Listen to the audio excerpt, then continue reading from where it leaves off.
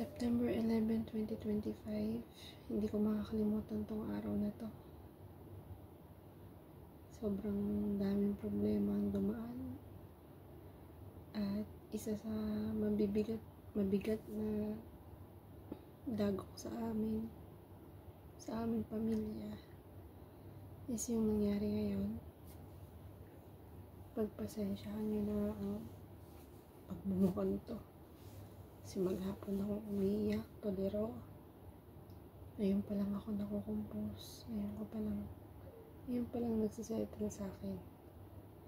Ngayon pa lang ako gumagawa ng mga plans ko. Kasi ngayong araw, na-stroke si mama. Naputukan siya ng ugat sa utak. So, umaga yun, mga 8 ng umaga.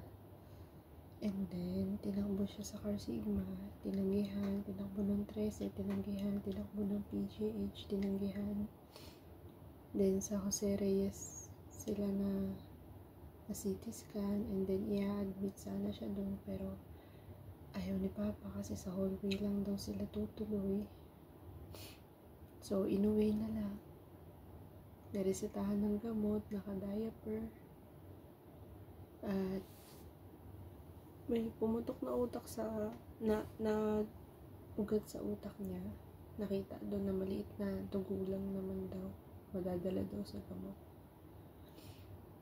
Hoping and praying na madala sa gamot at maibalik sa ayos lahat. Hindi man totaling maibalik yung dating mama ko. Pero sana unti-unti makarecover. Kailangan daw ng therapy ng 6 months. Tapos yung anak ko naiwan mag-isa sa bahay. Yung tinakbo nila si mama dun sa malaking ospital. Sobrang hopeless ko. Awang-awa ako sa anak ko. Nawala ako dun para sa kanya. Akala ko nga matutulog siya mag-isa sa bahay namin. Kasi si mama at si papa magkasama sa ospital. Tapos si papa, nahihilo daw siya nung nandun siya sa ospital. Pares na kasi silang matanda na mga senior citizen na sila eh. So, hindi na tayo makakapag-expect na yung bang nila, presence nila ba?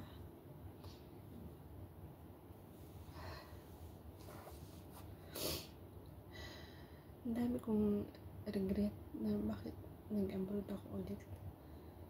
Imbis nandun sana ako sa ganap na yun. Nakaasikaso ko sana sila. Pero kung hindi rin ako umalis, paano ko rin naman malulusutan yung mga utang ko, diba? Meron kasi rin akong inaayos sa Pinas noon. Nagkasakit din kasi ako. Ang gulo ng 2025 ko. Ilang buwan na lang para matapos to. Pero ang daming ganap. Ang gulo ng 2025.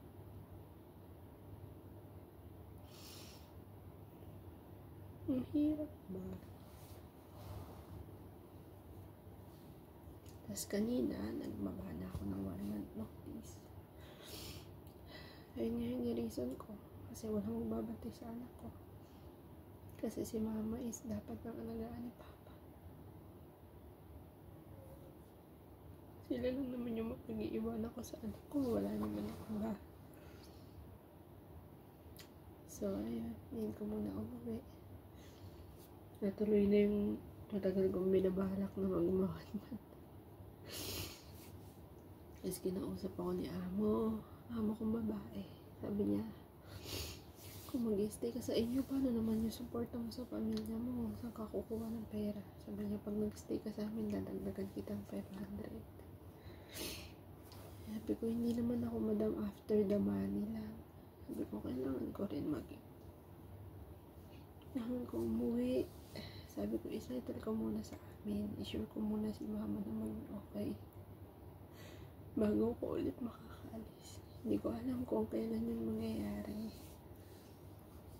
Sabi ko nga, sabi ko sila lang naman kasi yung magulang ko. Sila lang mapag-iiwanan ko sa anak ko. So,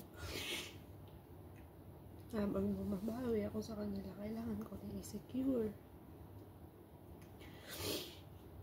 yung health nila at yung future nila. Pero ngayon, stop muna lahat. Stop ko muna yung mga pangarap ko. Focus muna ako sa kung ano yung nasa harapan ko. Hindi naman siguro ito purong problema. Baka opportunity rin to para mabukod kami. Pero pag umuwi ako nun, hindi ko alam kung saan ako magsisimula.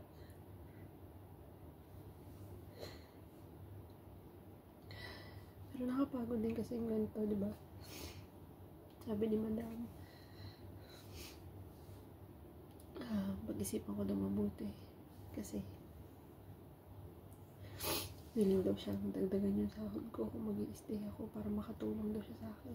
Kasi alam niya daw yung pakiramdam ng na may sakit sa pamilya. Hindi lang naman stress sa pamilya ang iniisip ko. Nakakasuko din yung trabaho dito sa Hong Kong.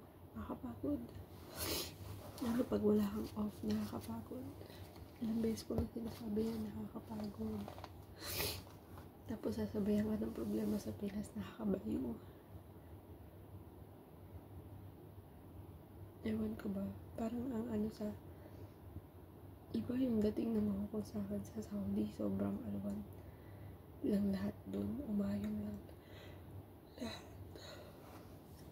Pero dito sa Hong Kong, ang daming struggle sa lahat ng bagay. Hindi ko naman sinisisi. Baka nagkataon lang. Baka way to ni Lord para tumatag ako. Pero nakakasuko. Nakakabaliw. Dami na nga problema, no?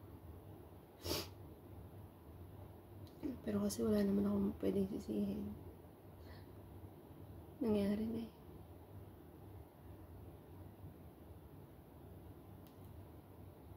Yung bang kinakompose ko pa lang ulit yung buhay ko sa pag-try ko ng bago.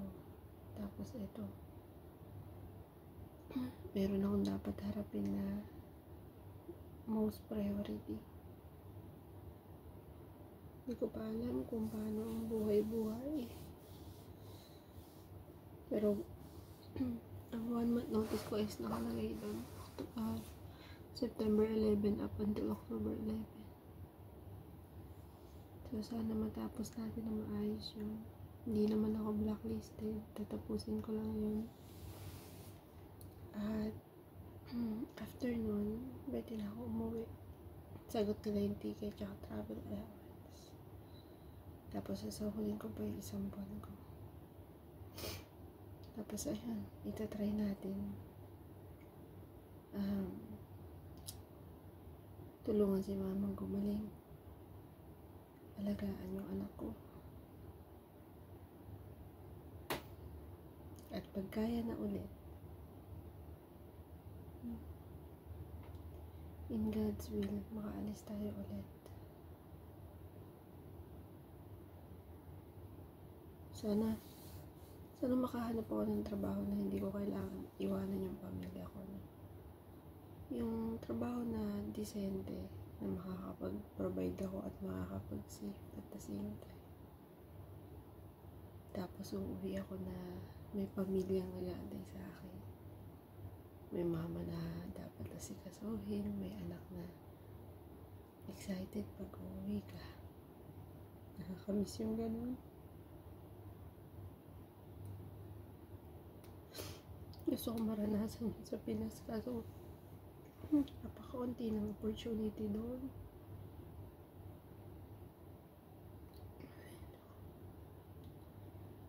Ang hirap maging strongest warrior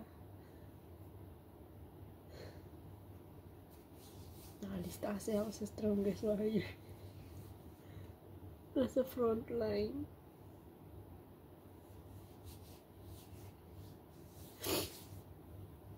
Pero bahala na si Lord.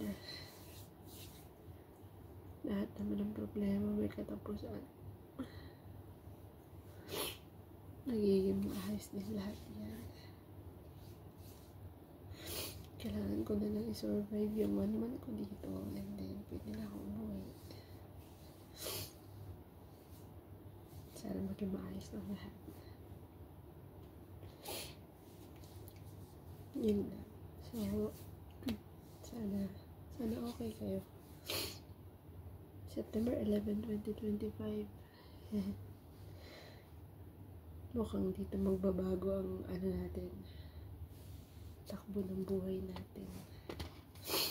Pero laban lang. Kasama ko si Lord sa lahat ng hakbang. Tiyan eh.